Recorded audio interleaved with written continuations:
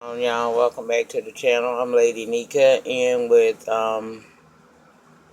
last night episode of Greenleaf.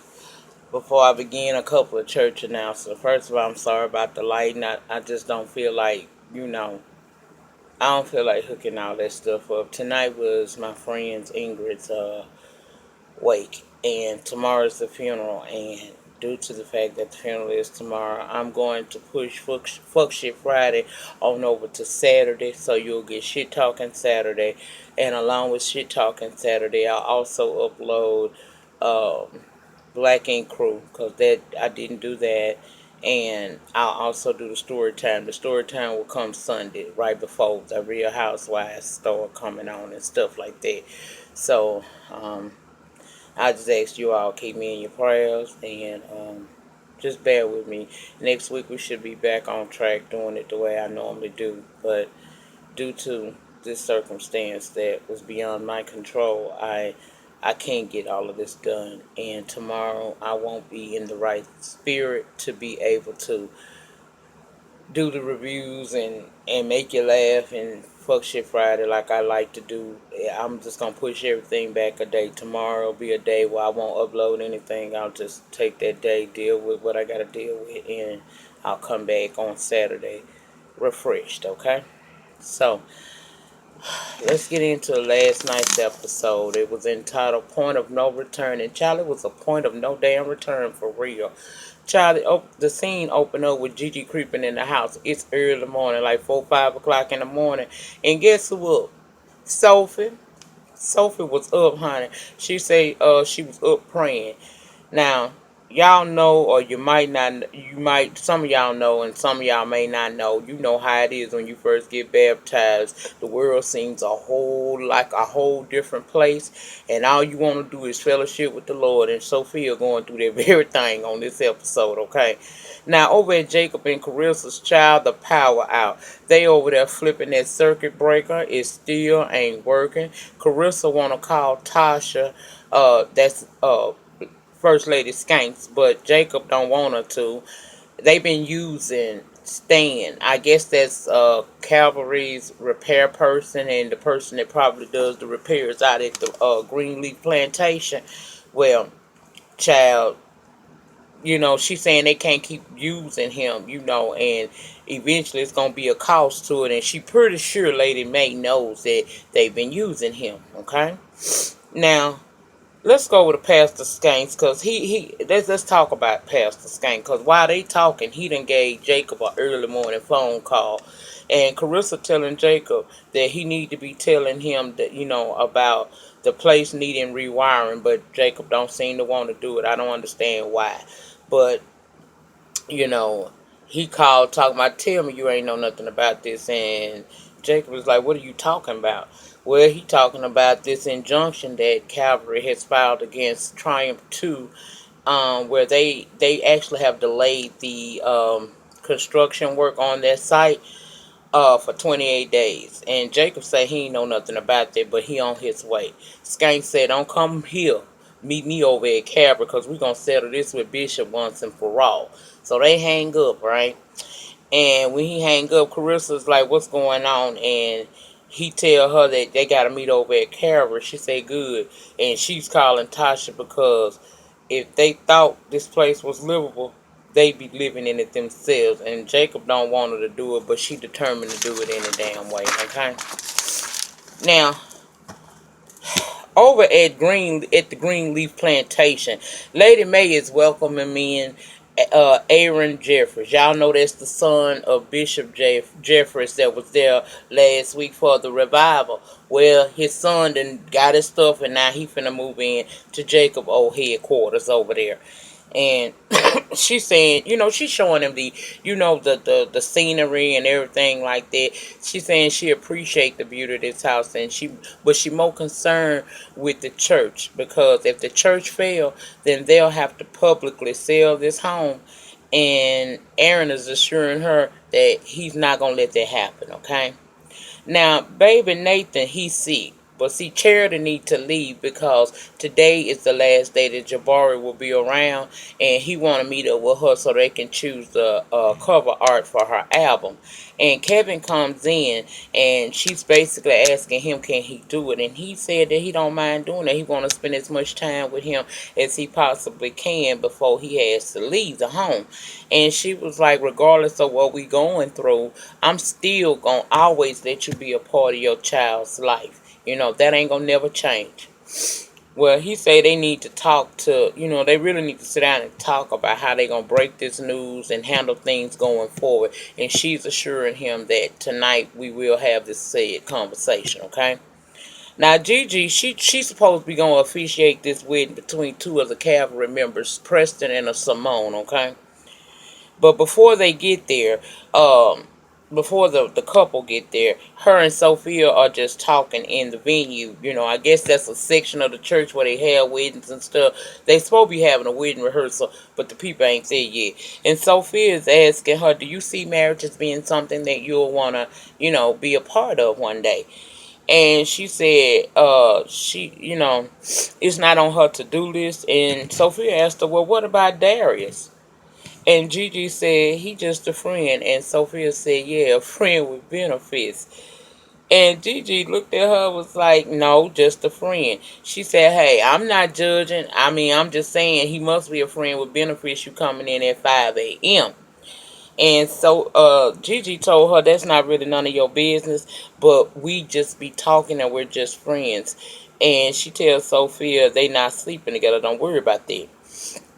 Sophia asked her, well, what y'all talking about to 5 a.m. in the morning? And I wants to know, too, girl, what kind of conversations is you having up until 5 o'clock in the morning with the good Mr. Darius, a.k.a. Rick Fox? Gigi said, honestly, we talking about how to put Mac away for good. That damn Gigi is obsessed with this man. I'm telling you, I can understand them. Sophia asked, do you ever think that you should just give it to God? And Gigi said, nope. But if I ever do, I take one look at you and realize that I need to continue my work. She said it's not about making sure it's not about getting no get back on Uncle Mac. It really is about making sure that girls like her are safe. And with him out, they not safe, and she can't have that. Now, Darlene come down to the area and tell her that the bride and groom ain't down here because they up in your office, and it seemed like it's a problem. Child, they walking back up to her office, and she asking, Darlene is asking Gigi, how's Sophia doing? And she said she doing well. She at the New Believers workshop, and Darlene said that I can't remember the girl name, but y'all know the one that Meg messed with. Said that she was just like that too when she got baptized. She was on that righteousness path, and it lasted all about a semester. Child, I holler. Gigi asked her, did you talk to the girl about, Mac and the situation? And Darlene said, yeah, I did give her a talk.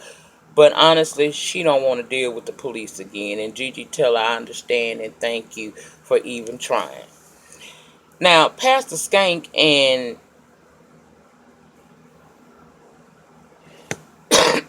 Pastor Greenleaf are headed into the bishop's office. They see Gigi, they speak to her, and they proceed to barge into the bishop's office without an announcement, which brings that secretary, I can't remember that girl's name, but she come in there and she apologizing, saying they just walked in. The bishop said, well, they could just walk on out, unless they hear to surrender. And Skanks said, never. Okay? Skanks said he gonna tell them, uh, oh, Skanks told him to go on tell him, Jacob. And Jacob started the conversation off with, sorry, Pops. And Skanks said, sorry, give me these papers. Because it's some injunction papers. And he sits them on the desk and tell him, what kind of father does this to his son? Bishop tell Jacob, take this creature outside. And Skanks say he nor Jacob will be leaving until this matter is peacefully resolved. And they take refuge in this man's office, honey. He said, child, I couldn't believe it. Child, in Gigi office, the bride and groom that's supposed to be getting married, Simone and Preston, they in there arguing, and it's the most ridiculous thing that I ever seen. She was like, the most important thing should be that y'all love each other right now. And the groom was agreeing with that. But the bride said the most important thing is we love God. And she was quoting some scripture out of Corinthians, and Gigi stopped her right there. She said, "How did we start? How did we get to this, child? Now she not even pregnant yet, and the reason why these people here is sitting in this woman's face arguing is because for some reason last night they got into conversations about the schools they're not yet uh made children would attend.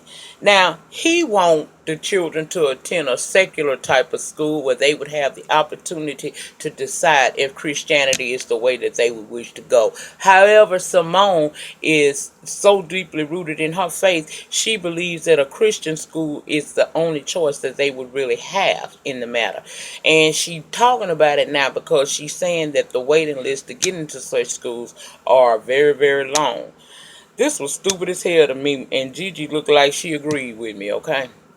Now, she ended up saying that this is a bigger issue than, and it won't be resolved within the last 6 minutes they got left. Because, see, they was booked for rehearsal time. They ain't supposed to be sitting up in her office having no argument about children that have not even come to fruition yet. You over here obsessing about these kids, you ain't even pregnant, mama. And then the school situation, y'all could discuss that as time goes on, and maybe he will come to see your side or vice versa. But you're not even, y'all on some bullshit, and that's exactly how I felt about it, child. Anyway, Gigi tell him we're gonna put a pin in this here conversation, and we're going to try this again at a later date for the rehearsal. Because, like I said, y'all done used up y'all time. And we ain't going to solve nothing in 6 minutes. And that's all you got left. Now, Jabari and Charity is in an office. I guess it's Charity's office. And they overlooking cover art, right? So, they find the one that they like. And then he starts telling her about how good of a songwriter she is. And she should do more. He tell her that it's people down in Nashville making $1 million a year and don't write half as good as she does. He telling her if she come to Nashville a couple of times a month, he can pair her with other songwriters. And child, that was all she needed to hear. She just smiling from ear to ear, talking about let me pray about it. Again, I gotta ask the question. Charity, are you pulling away from your husband because he gay and forcing himself to live a lifestyle that really ain't to live a life that he ain't really happy in, which is being a heterosexual man? Or are you infatuated and horny for this tambourine player? Real talk. That's all I want to know. And that's not shade, but for all y'all know, I could be a fucking tambourine player. I'm just saying the boy look like he play on both teams. Whereas Kevin, he been playing on her team, but he think he might be over there on that other side because he had that attraction to the white dude that was running the homeless shelter.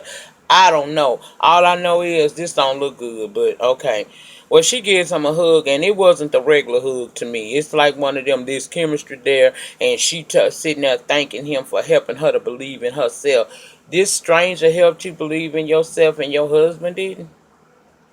Child, Lady Mae walked in as they was doing that, and as soon as she walked in, all she could say is, oh. You know when somebody walk in the room and they hit, oh, you doing something that made them feel some kind of way, okay? And Charity sitting there with the busted look on her face like old boy did when Mr. Biggs came in there and caught him laying up in that bed with his woman. I said, child, cheese. Lady Mae say after old boy left, I hope I wasn't interrupting anything. And Charity said, no, mama, you weren't. I was just saying goodbye. And tried asking ain't Miss May. I had tried to ask Lady Mae talking about is that a new dress. Lady Mae said, no, I had it for years. Like, girl, you know I have. But like I said, Jabari leaving. Lady Mae said, that was quite an embrace. Should I be concerned? She talking about, no, mama, you should not be. She said, Oh, girl say he just did a lot for me, and I'm grateful. And Lady Mae say grateful. Okay. She said, be careful. Trust me, I'm one that knows. And she went to leave, and Charity said, I might as well go ahead on and tell you something, mama. Kevin and I are breaking up. And you know we've been having problems for a minute. Lady Mae said a marriage you can bend it and twist it up and knot it up until it's like seaweed from the swamp. But you break it. But your marriage, you break it and it's a loss. And Charity looked like she wanted to cry. She started talking about she don't have, she don't think that she and Kevin can remain. And Lady Mae says, I'm not asking you to stay with him. What I'm asking you to do is for both of y'all to have a sit down with me and your daddy before you make any final decisions. That's all I'm asking, girl. That's all I'm asking you to do. Charity agreed, and Lady Mae said, if you ever want, you never want to see your children with sadness, with this kind of sadness, but it happens, okay? Now, Aaron at his new office over there at Calvary, he trying to just set up his voicemail. That's all he want to do. He just want to put his voicemail to use, okay? And in comes Bishop interrupting, talking about Skanks and them in his office, talking about a resolution to this situation that they in.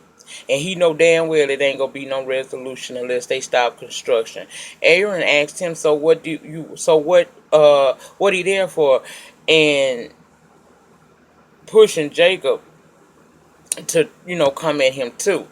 And he said, I feel like Jacob is being used and played on by this man. He's trying to push him further and further away from his family, like the master puppeteer that he is, okay? Now Aaron asked what he wanted, what the bishop wanted him to do, and Bishop said, I don't know, I'm coming to ask you. And Aaron said, my father said the devil can't stand the laws. And Bishop realizes Aaron might be on to something, so he leaves laughing, okay? Aaron tries again to record and he can't.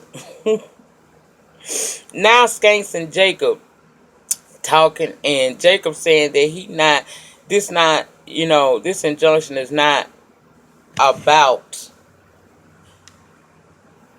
getting back at each other. This is about manhood and what's right. He tells Jacob, if you're a pastor, fight for your church. Now Bishop comes in and Skanks and Jacob still sitting in there, and Skanks asking for a damn Wi-Fi password. Bishop say they gonna have to excuse him because he gotta attend a meeting with the deacon. So whatever it is that this sitting is supposed to do, it need to be over by 4 p.m. Okay. Now, Lady Mae, she walked in the office while they was having this conversation when Bishop was getting ready to leave. And she sees Jacob and Skanks in his office and wants to speak to the bishop by itself. And he said, okay, of course. She also tells Jacob, Stan, the dude, our guy Stan that's been coming over there to your house helping you out with your water crisis. He said, and before she could finish saying what Stan had told her, he talking about we fixed it. Now they walk out the office and Pastor Skanks say, what water problem? Jacob don't want to say nothing about it. And I'm like, your kids living in this house. If this house is subpar, you need to open up your mouth and tell this man what he needs to do if he gonna have you living there, okay? Now Bishop and Lady Mae out there walking down the vestibule and stuff, and she want them. She said, look, before these deacons get here, because I don't need no problem. They see him, it's gonna be massive pandemonium. We need them gone. More importantly, she's saying, Charity, look, I need to tell you, Charity and Kevin are divorcing. Now, Bishop ain't had no idea that was even in the making. He said he thought they were doing well. She said, nah, apparently they ain't. But she said, look, I'm going to tell you something. The most important thing is we keep this here scandal free. I'm pretty sure this has something to do with that music dude, Jabari, but we need to keep this situation handled. We cannot withstand another scandal. And he said he going to check into it. Now at the house, Kevin telling baby Nathan he ain't never gonna leave him. And then we go to the wedding rehearsal yet again. Gigi finally able to get them to practice, and it comes time when they supposed to say the vows that they write personally for each other. And just as Preston's about to, she hits him with, I can't do this, and she runs out. Girl, I would have been told them people, hell no. Okay. Now Tasha come over to Carissa's house and she said Carissa said, I thought you was the electrician. Tasha said, if they need me, if they need one, then that she'll get it. But she coming in to see what she can do, and she asking her questions like, "Have you reset the breaker box?" And the girl say, "Yeah." She said, "Now the whole wall dead." And Tasha, it was joking with her, and Carissa say she wants a house that works, okay. And Tasha goes to trying to fix the problem. She don't want to play with you, bitch. She want a house fix, okay? So Jacob and Skanks still sitting in Bishop's office, and Jacob wants to leave, but Skanks said no. He got ready to get up and walk out of there, and that's when Skanks want to show him a picture of his daddy, Daryl James. They realize they both have passion for baseball, okay? Skanks shares that with, he said that's the only thing him and his daddy ever had in common. And the night before he had died, he had bought him a little league uniform, and he wound up falling asleep in that very uniform, only to be woken up the next morning by his mother. And he knew something in the water or something in the buttermilk wasn't clean, because she brought him hot chocolate or hot cocoa. And the only time parents bring you some hot cocoa is on special occasions, so they finna break some news to you. And he tell Jacob that, my mama said it was a fight at the church and my daddy didn't make it out. He said, "Jacob, you think I'm crazy. And I'll admit, I got a little streak in me. But that night something broke in me, my mama, Bishop, and possibly you. And I'm just trying to put it back together as God has instructed me to do." Once again, this man is lying like the God is okay with it. God ain't okay with nothing going on Greenleaf. Not nothing. The only thing he would probably show favor in is the fact that Sophia accepted Christ. Other than that, it ain't nothing these people doing down here on this leaf that's right. All of them is janky, and they using the Bible like a whole lot of Christians do today. They cherry picking what best suits their lives, not really following the word the way they supposed to. I was too through.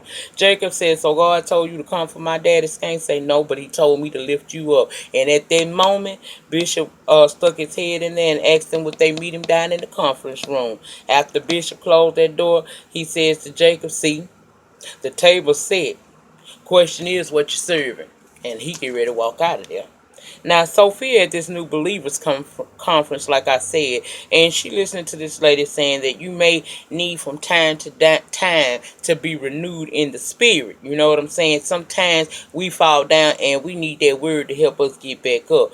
But you'll never be the person you was before accepting Christ. And Sophia is listening intently. She about the only one probably gonna get something out of all this. Now, poor Aaron, he trying to record his voicemail again. And here come Bishop, requesting that he join him in the conference room for a meeting with Jacob and Skanks, okay? Aaron said, "All right, I'm coming. What's the strategy?" Bishop said, "Whatever it takes to get them out the door." Okay?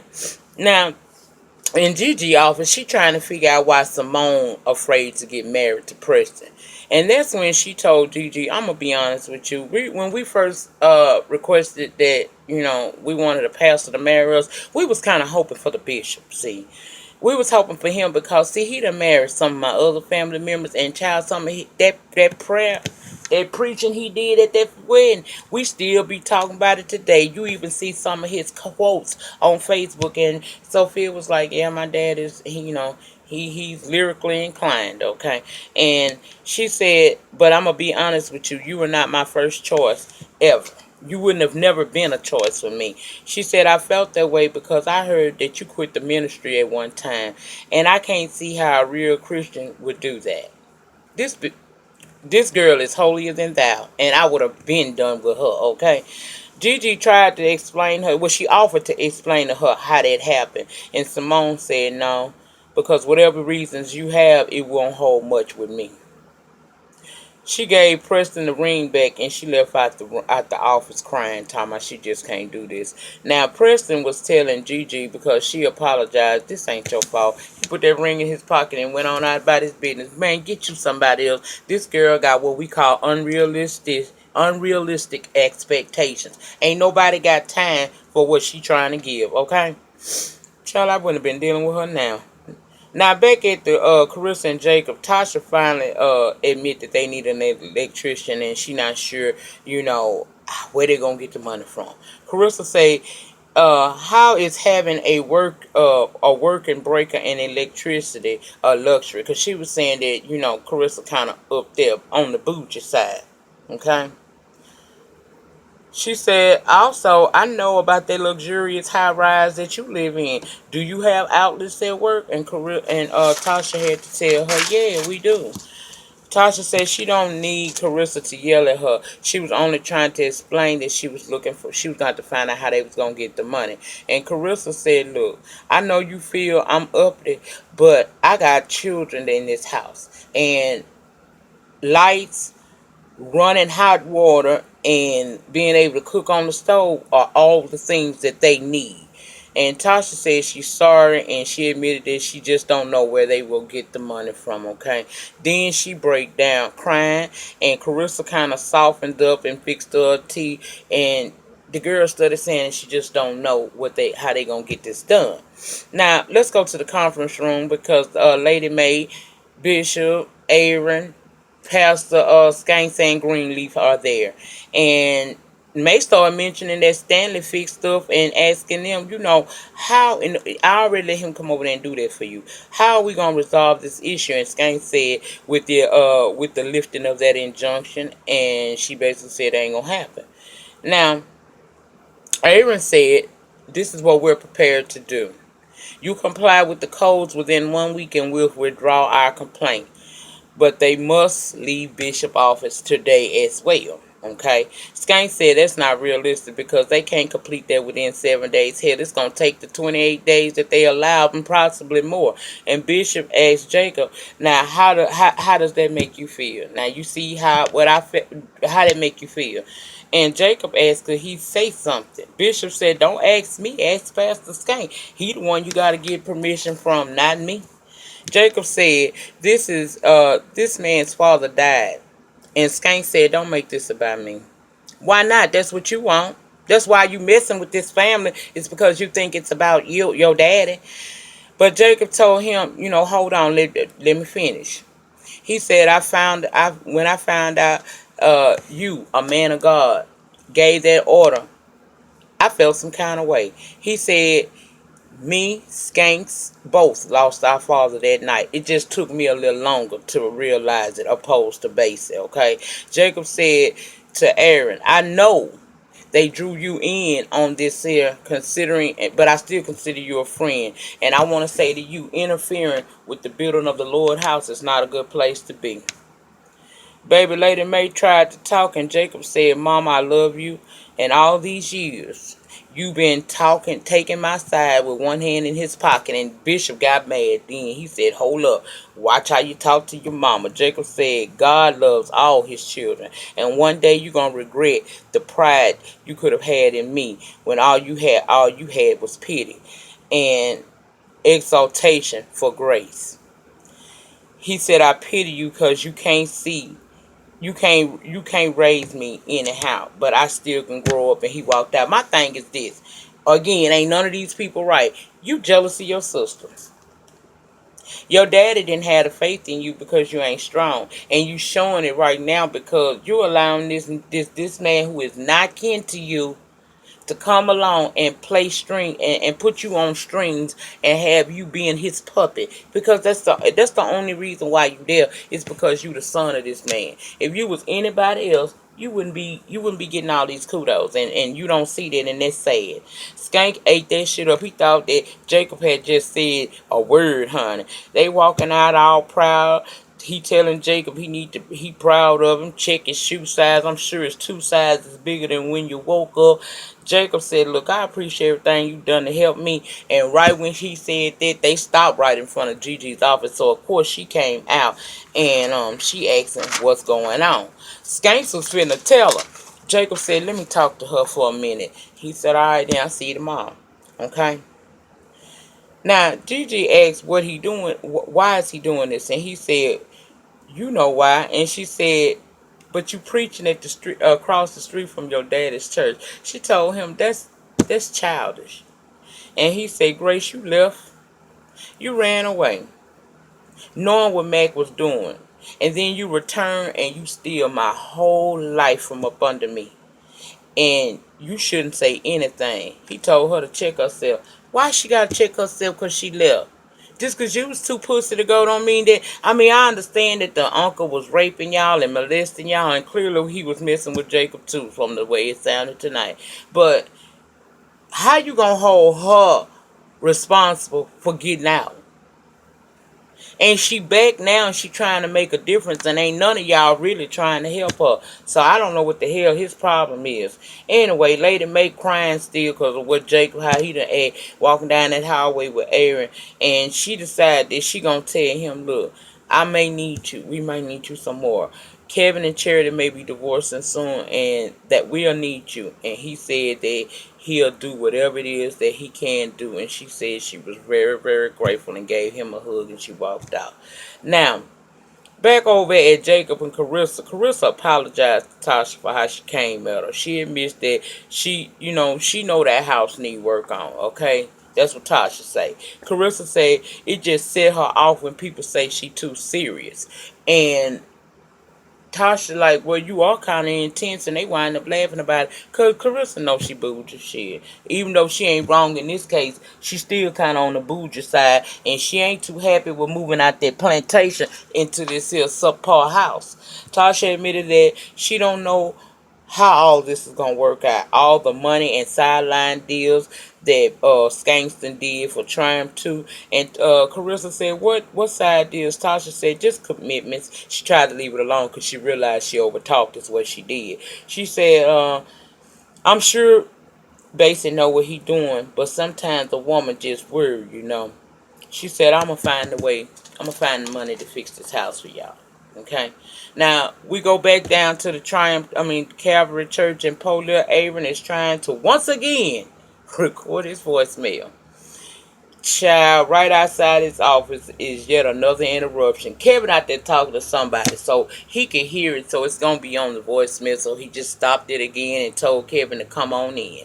He told him, look, Lady Mae told me that you and Charity may be divorcing. And although a bit shocked, Kevin admits it's true. He asked, does he have a lawyer? And Kevin said no. Aaron gave him his card and said, if and when you decide to get a lawyer, male or female, have them give me a call. And I'm really sorry if it doesn't work out for you guys, okay? Now, Bishop makes it to the deacon board meeting, and he telling the deacons that once again we are back in the black, and we have hired Aaron Jefferies as counsel for the church. And the first thing that Aaron has done so far to help the church is file an injunction to stop the construction of Triumph 2 for 28 days. And after that 28 days, we're going to file another, and hopefully we'll continue to file until they either cease construction or move their stuff to the other side of town. Okay? And then they move on to other church topics. Over at Jacob and Carissa, they praying by candlelights and eating what they can. And she tells him tomorrow the electrician will come by to do a bid and on the rewiring of the house. And he's like, how'd you get that done? She said, I threw a fit. She said, but look, it's something else I want to tell you about. She said, Tasha said something about, in the heat of the moment when we were into it, about Bassie and money, side money. And child, he was like, E.F. Hutton. When E.F. Hutton speak, whatever I do, bitch, they listen. They started listening to her. Now, Lady Mae comes, it's the next day, next morning. Lady Mae comes in with a meal for Aaron as a thank you. Okay, she bring it to him. He asked before he opened it up, what was it? And she said, your mama had wonderful recipes. She could do amazing things off up in the kitchen. And this is one of the recipes that she gave me. It's grapefruit pancakes. And side notes, if y'all ain't never had that, that is so damn good. Here's the thing, though. Because it's bread, but you can't put no syrup on it if you're trying to lose weight. Sorry. Can't have both of them. It's good, but you can't be putting no syrup on it, okay? You gotta eat it plain because the bread in itself is calories, okay? But anyway, he tried it and he said it was very good and he thanked her for it. And she got up to get ready to leave and go on about her day. And that's when he let her know, look, you ain't got to worry about me. I ain't never gonna tell nobody about you and my daddy. I hollered. Child, Sophia. Her and Gigi, they going to their little area, and they talking about the conference and how she enjoyed it. And Sophia asked if she could go with Gigi the next day to the wedding because she got an essay to write about a sermon. And Gigi offers to share her notes with her, but tell her the wedding been canceled. Sophia said, well, we can pray for him. It's not too late. And Gigi said, yeah, it might be a little too late for that prayer, so we're going to leave that one alone. And so Sophia said, well, I tell you what, let me pray for you. Let's say a prayer for you. A pastor who doesn't believe in the power of prayer could use some. So Gigi agreed with it, and that girl gave a prayer of strength and upliftment for her mama, because she see her mama faith is faltering. And they went out with Take Me to the King, and I said, yes, God, honey. Somebody said, I don't want to go to the King, but child, deliver me, Lord, from some of the stresses that I have to endure. And that was it. That was all, y'all. Again, I'll be back Saturday. You'll get Shit Talking Saturday. You'll get Black Ink Crew. And on Sunday, you will get a story time from me, okay? Child, just keep me uplifted in prayer. It's been a rough one. The devil trying to get me, but I ain't gonna let him, honey. I'm gonna run, okay? Y'all remember, the depth of your struggle will always determine the height of your success. I'm going through the struggle right now. Just see where I'm going to get in the end. So if I'm going through it, it's going to be all right. This is part of the process to get to God's deliverance, honey. So remember, the depth of your struggle will determine the height of your success. In the meantime, in between time, please remember to rate this video, comment down below. I always talk back to you down in the panel. And share this video on your social media sites. And I will see you guys back Saturday. Okay? Y'all have a good night. A great Friday. Just be good. Okay? Be good to each other and yourselves.